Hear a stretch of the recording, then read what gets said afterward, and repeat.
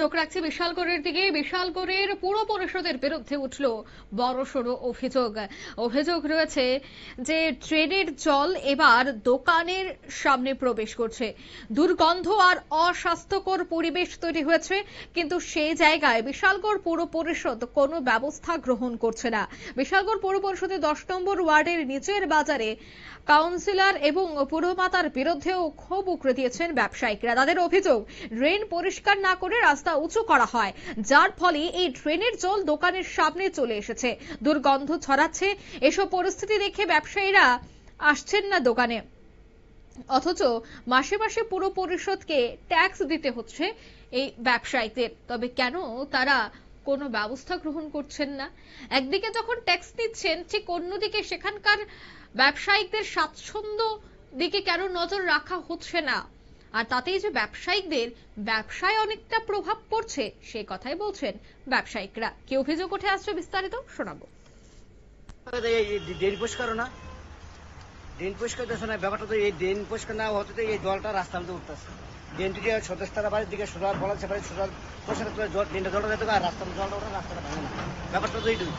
আর কি তা অনেক এটা বিশালগড় রঘুনাথ বিশালগড় বাজার। আপনার এই সমস্যাটা কতদিন ধরে? এটা দীর্ঘদিন ধরে।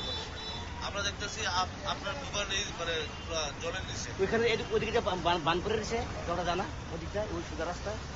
পৌরসভাতে বুঝতেন যারা ব্যাপারটা, এটা পৌরসভা জানতেছে, চন্দন তারা কাজ করতেছে, আমরা চেয়ারম্যান আছে, চেয়ারম্যানও দেখতেছে, অন্য কাজ দেখতেছে, মানে কেউ কোনো কিছু করতেছে পরে আইয়ের লেবার লাগা পরে একটু তো চলছে। এইটা ভালো করে না কাজ করলে তো স্বাভাবিক জন্য থাকবে। বৃষ্টি হইলে জল জমা জায়গা ধুয়ান্তনি করতে খুব অসুবিধা হয়। তারা কাউন্সিলারে আমি গিয়ে কই আইছি, ছবিও পাঠাইছি, তারা কিচ্ছু সম্বন্ধে কিচ্ছু করে না।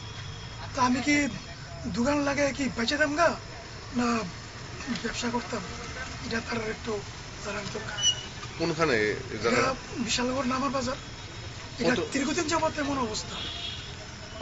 এখন তো বৃষ্টি নাই, না এখন তো বৃষ্টি নাই, জল জমছে গেলে এখন ড্রেনের জল গিয়ে রাস্তা পেতে উঠতেছে, রাস্তাটা ভাঙতেছে, তারপর আমার দোকানের অবস্থা। আপনারা শুনলেন তাদের এই অভিযোগ, অর্থাৎ নর্দমায় জল জমে দুর্গন্ধ এবং ভোগান্তির শিকার হচ্ছেন ব্যবসায়িকরা।